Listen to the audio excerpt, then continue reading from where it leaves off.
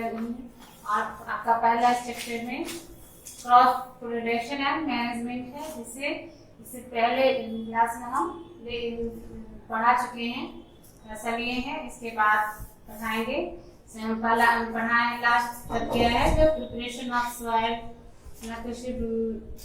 Preparation of soil showing. इसके बाद फिर इसका पढ़ाए हैं हम लोग इरिगेशन ऑफ क्रॉप्स, मैन्यूरिंग, तो ये सब पढ़ा चुके हैं। आज देखते हैं प्रिपरेशन ऑफ सॉइल किस तरह से किया जाता है, यानी मिट्टी में जब बुआई की जाती है बीज की तो उसकी तैयारी कैसे की जाती है, वह किस तरह से उसमें बीज डालना चाहिए, किस तरह से उसका चुनाव करना चाहिए, मिट्टी कैसा होना चाहिए, तो उसके बारे में आज हम लोग पढ़ेंगे। तो कहता है प्रिपरेशन ऑफ सॉइल, सबसे पहले क्या आता है, loose soil has a lot of air trapped in it which helps the roots to breathe easily। मिट्टी को हल्के, सबसे पहला प्रोसेस क्या है प्रिपरेशन ऑफ सॉइल में, तो मिट्टी को हल्का किया जाए ताकि उससे क्या हो जाता है, lots of air trapped in it, उसमें बहुत सारे एयर जो है which helps the root to breathe easily। वो क्या करेगा, रूट को जो बीज डालेंगे उसमें से जो जड़ निकलेगी रूट्स को वह हेल्प करेगा सांस लेने में। इसके बाद B है loose soil able to roots to penetrate deeper, thus fixing the plant more firmly। इसके बाद वो क्या करेगा, उसको उत्पादन करने, बीज में फल में अंकुरित करने में वो उसको क्या करेगा, हेल्प करेगा और सांस लेने में उसको हेल्प करेगा।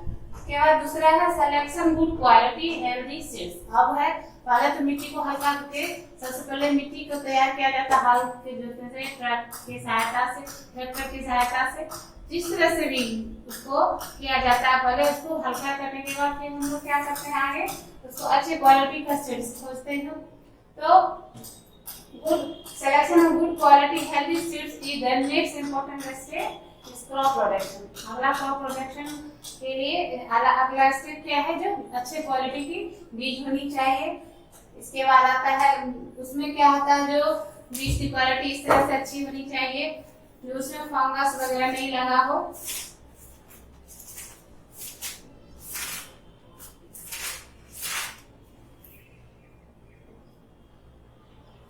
कहता clean not mix with the seeds of weeds, dry solid and healthy, सूखा सॉलिड एंड हेल्दी होनी चाहिए सीड्स को। Free from fungal spores, paste और इंसेक्ट्स, मतलब इंसेक्ट से, फंगल डिजीज से उसको फ्री होनी चाहिए। और चौथा है बेटर ब्रीड हाइब्रिड सीड्स, अच्छे क्वालिटी की सीड्स होनी चाहिए। इसके बाद आता है इरिगेशन, इरिगेशन ऑफ क्रॉप्स, मतलब क्रॉप्स की फिर आप सिंचाई, पहले तो जुताई हो गया, फिर बुआई बीज के द्वारा बो दिया गया और उसमें सिंचाई की जरूरत है, इरिगेशन की जरूरत है। तो उसमें कहता है the process of providing water to crops is known as irrigation.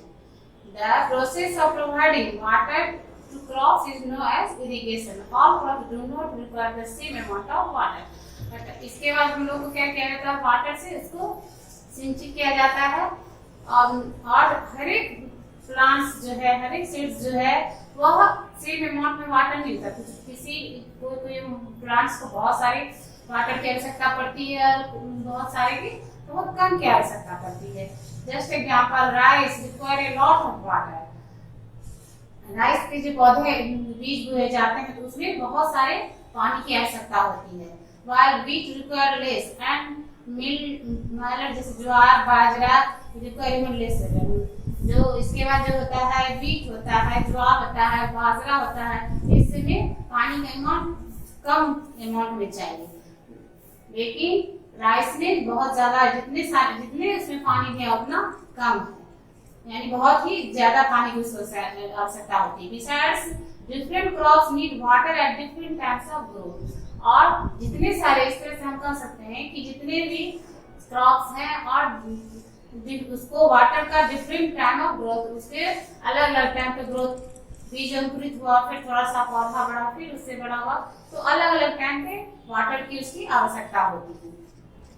अब मेथड ऑफ इरिगेशन में क्या आता है, अगला है method of irrigation. Method of irrigation होता है various method of irrigation are followed. तो इसमें मेथड ऑफ इरिगेशन में जाता है प्रोसेस है, अलग अलग प्रोसेस से हम पानी अपने क्रॉप्स को कैसे पानी से सिंचित करेंगे।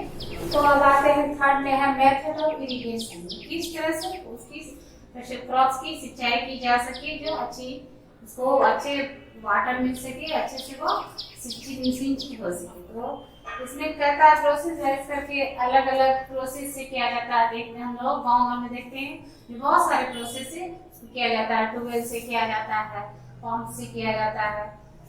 तो कहता है various method of irrigation as follow with lift irrigation, water wheel irrigation, तीसरा है ट्यूबवेल इरिगेशन, चौथा है स्प्रिंकलर इरिगेशन, पांचवा है स्विंग बास्केट इरिगेशन, इसका छठा है field bird irrigation and furrow irrigation. मतलब इस सब ये प्रोसेस है जो अलग अलग तरह से इस तरह से उसका सिंचाई की जा सके। ठीक है, तो इसके तरह जो है स्प्रिंकलर मेथड में कहता है is a modern method of irrigation. It involves pumping water under pressure through nozzle and spray it over soil like artificial rain। इसमें आर्टिफिशियल स्प्रे मेथड से सिंचित किया जाता है क्रॉप्स को। This method is particularly effective for irrigation on even land and area having Sandy soil. तो इसको ये हेल्प करता है। और कहता है नेचुरल सोर्स ऑफ इरिगेशन में आगे भी है, crops will are supplied with water from different sources. Natural sources के द्वारा water resource, ponds, lake, rivers and wells, इसके थ्रू भी इसका इरिगेशन किया जाता है।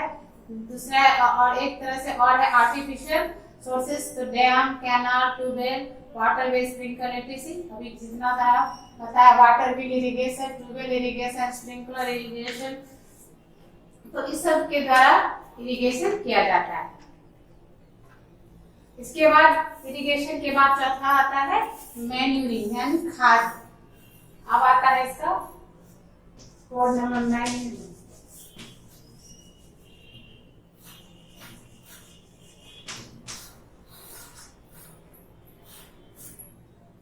मैन्यूरिंग में पता है जो इसको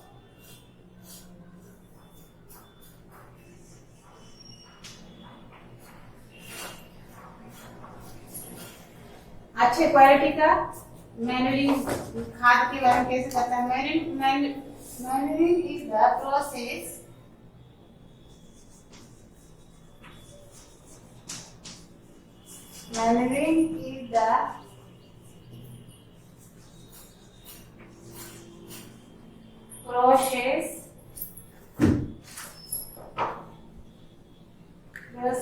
of adding manure to the soil which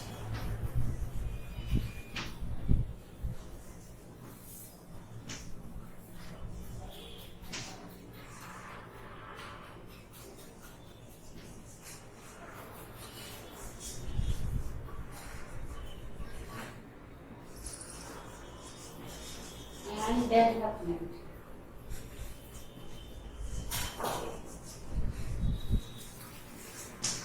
तो मेथड ऑफ इरिगेशन के बाद आता है मैन्यूरिंग, मतलब अच्छे क्वालिटी की खाद की आवश्यकता होती है। तो manuring is the process of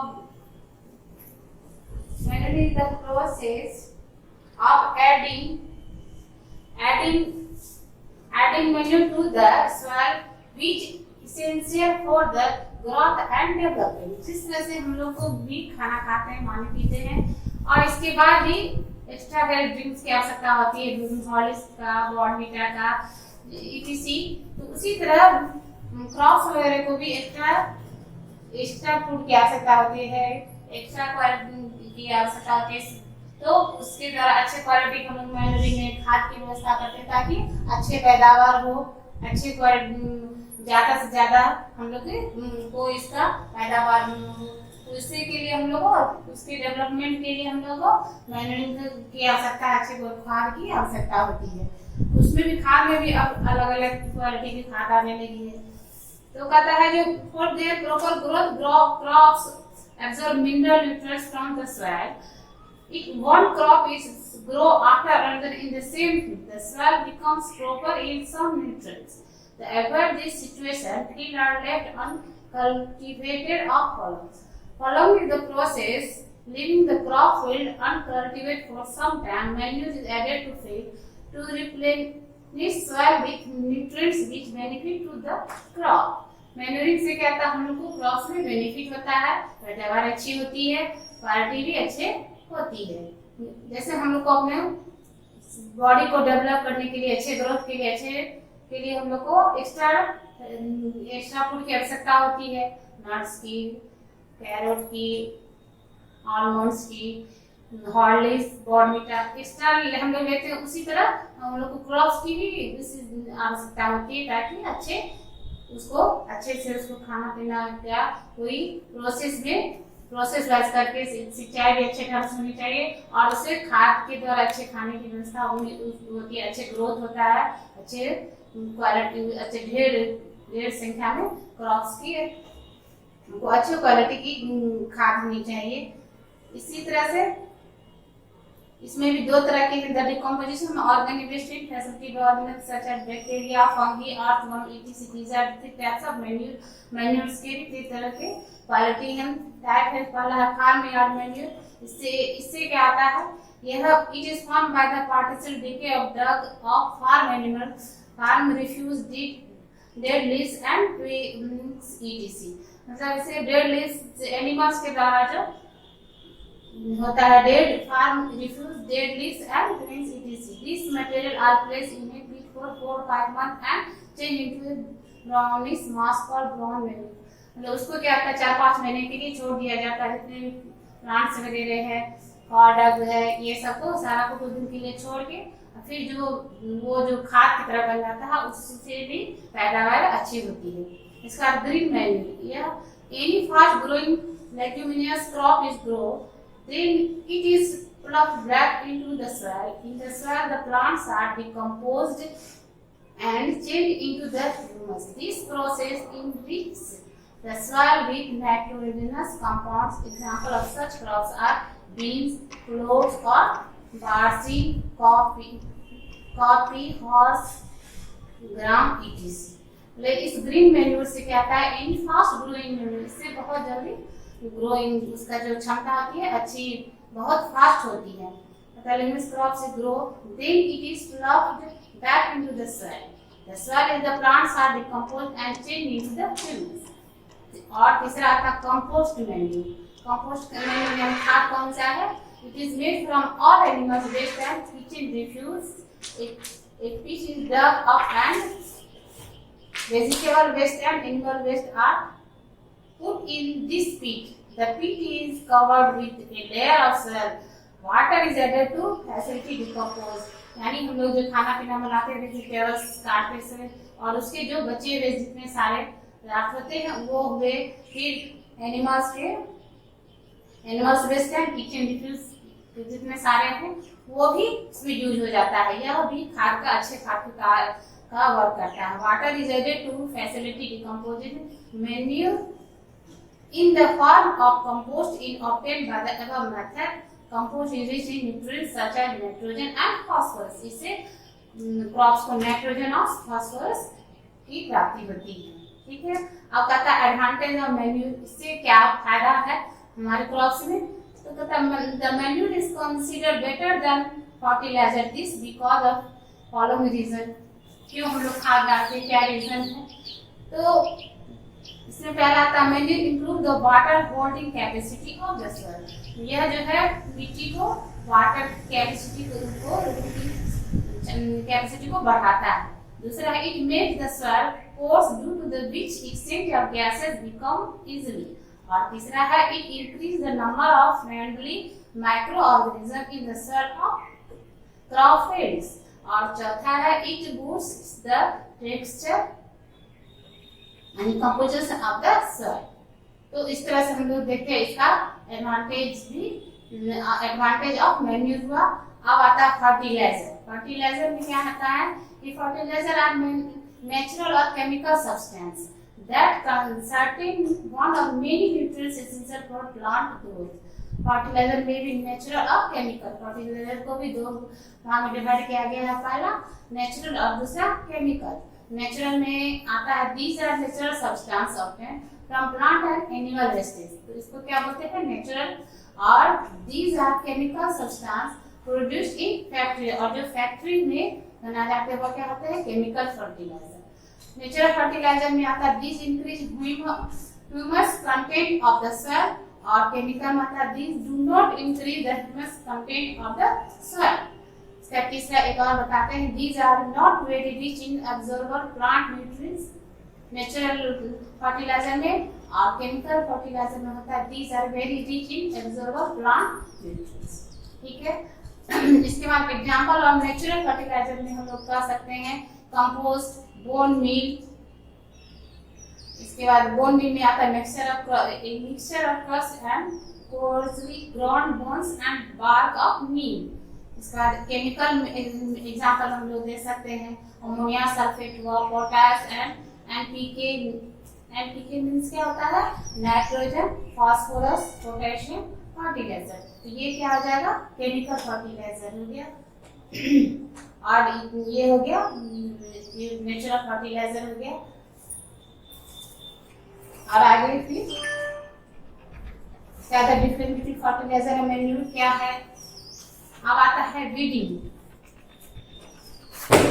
manuring के बाद आता है वीडिंग। वीडिंग में क्या आता है, तो अब आता है पांचवा है वीडिंग। कहता है a crop include the parts of a crop include the plant of same kind just like wheat, rice, potato, sugarcane, maize, etc. Weed are unwanted plants that grow in the field along with our useful crop plants। हम लोग plants होते तो छोटे छोटे unwanted plants आ जाते हैं, तो उसकी साफ सफाई के लिए weeding की आवश्यकता होती है। किस तरह से उसको सफाई की जा सके।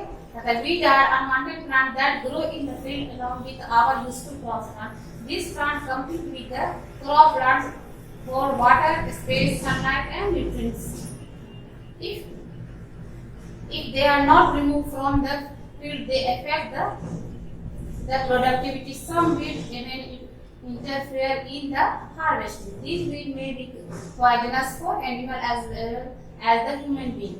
तो बहुत सारे वीड ऐसे होते हैं जो पॉइजनस होते हैं हमारे लिए भी और एनिमल्स के लिए भी होते हैं। Some common weed are cyperus roots, जैसे नट ग्रास, मोथा, ये सब जो होते हैं ये पॉइजनस वीड होते हैं।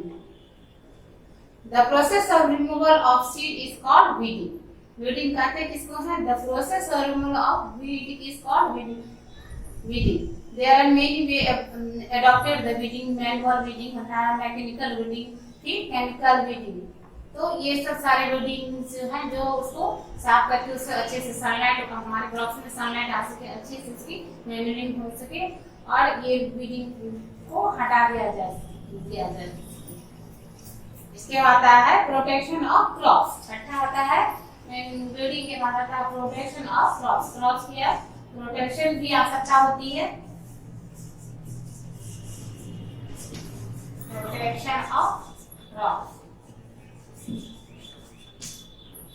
Protection of crops में क्या होता है, जो crops in field are exposed to stray animal in the areas close to human habitation। These can be protected by raising fences of wire and bars। Birds and insects are scared away by beating the drum and raising scarecrows। मतलब इससे अब crops का protection की भी आवश्यकता होती है। Pesticide से, क्रॉस से, पैरट से, जो वो सब क्या करते हैं उसको हार्म पहुंचाते हैं। एंड इंसेक्ट जैसे लोक्यूट्स हुआ, ग्रासहोपर हुआ, ये सब जो है उसको हार्म करते हैं, तो इसके लिए क्रॉप्स का प्रोटेक्शन की आवश्यकता होती है। जैसे pesticides are control in the field by the use of specific toxic chemical substance called pesticides. Pesticides are broad group of toxic chemicals used to selectively kill the pest. जैसे insect में आता है mites है, nematodes है, fungi है, bacteria है, rodents etc and eggs and larva of animal pest। they include the following। इसके सारे उसके अंतर्गत ही आते हैं।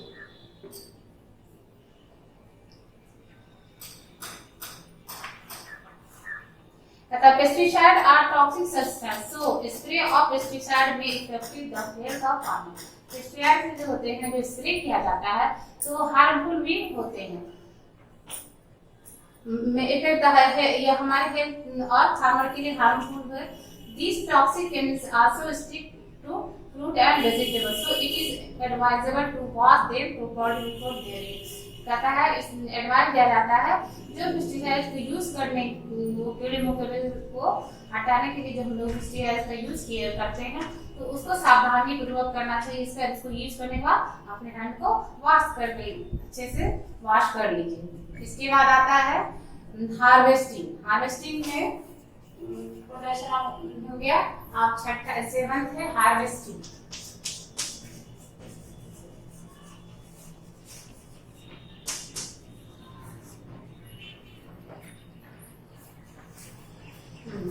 हार्वेस्टिंग आता है तो हार्वेस्टिंग में भी क्या करना होता है, जो मतलब तैयारी अब हो गया सारा कुछ होने के बाद प्रोडक्शन हो गया, इसका मैन्यूरिंग कर लिए, प्रोडक्शन क्रॉप हो गया। इसके बाद आता है हार्वेस्टिंग।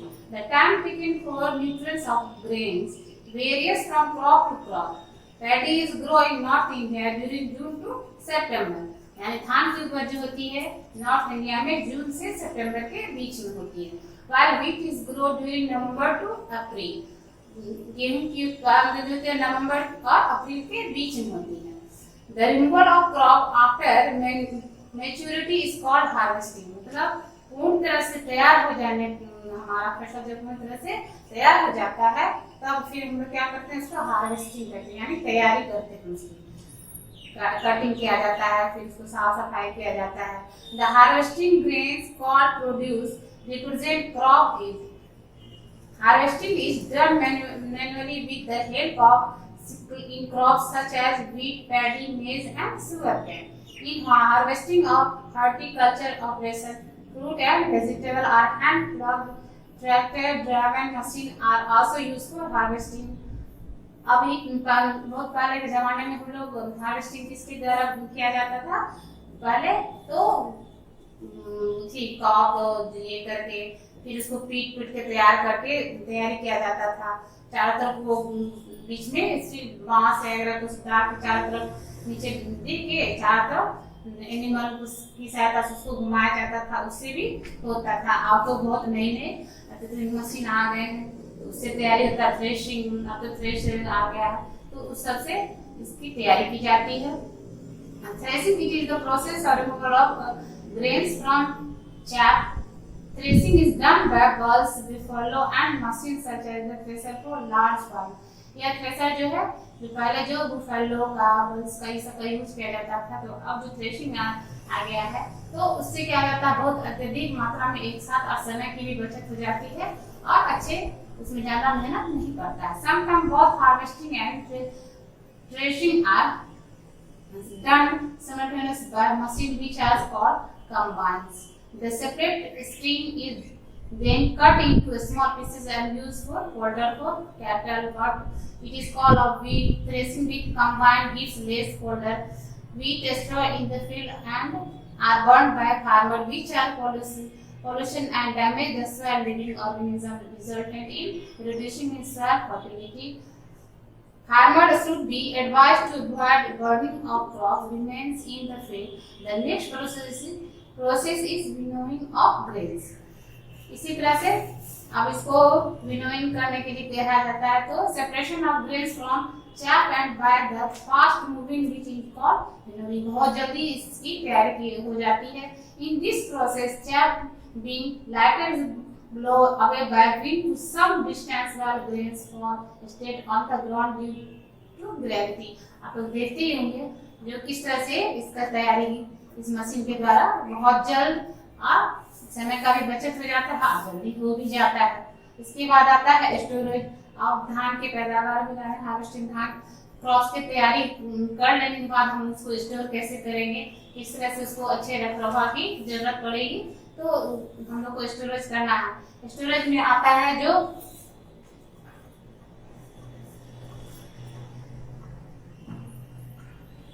आठवां है स्टोरेज। स्टोरेज में कहता है जो at least the harvested winnowed and clean grains are stored for future use, मतलब अगले उपज के लिए फिर अगले साल फिर इसकी इसी से तैयारी किया जाएगा।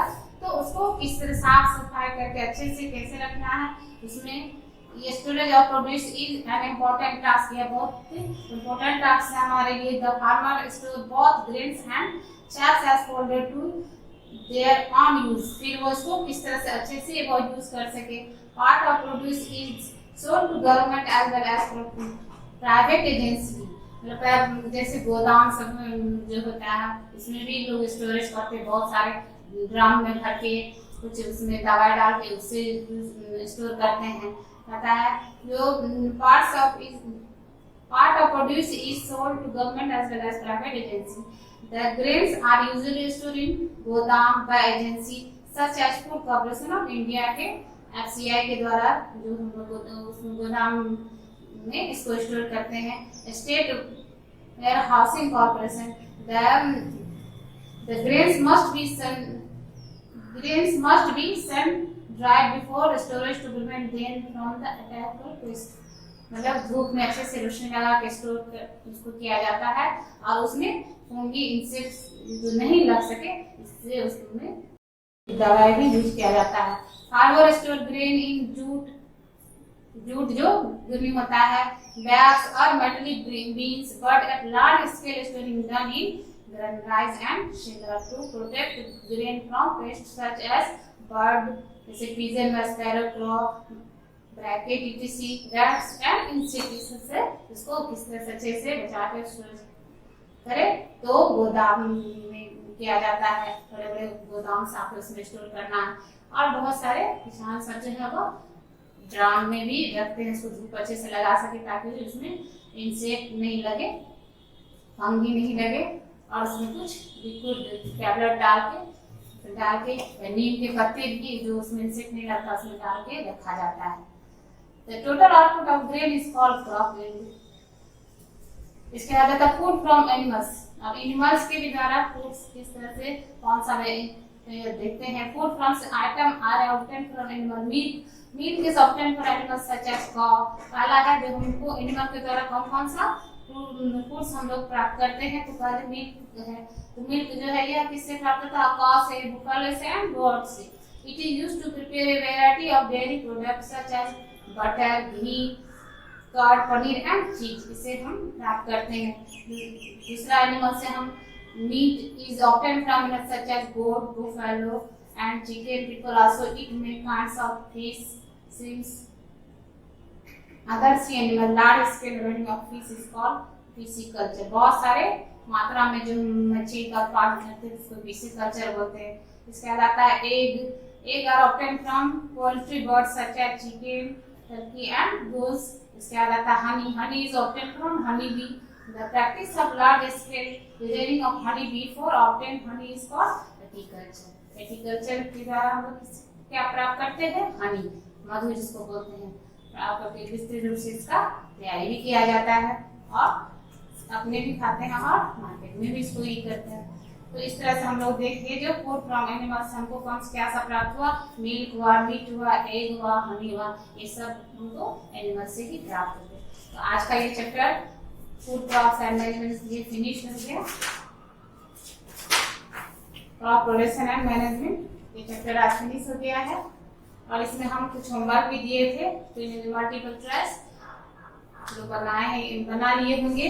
अगर नहीं बनेगा तो फिर हमको घर से पूछ लीजिएगा व्हाट्सएप से थ्रू, तो अगले क्लास में हम बता देंगे। उसका होमवर्क दे देते हैं मिलाने के लिए, मैथ वाला इसको लोग बना लीजिएगा अपनी कॉपी में, ठीक है।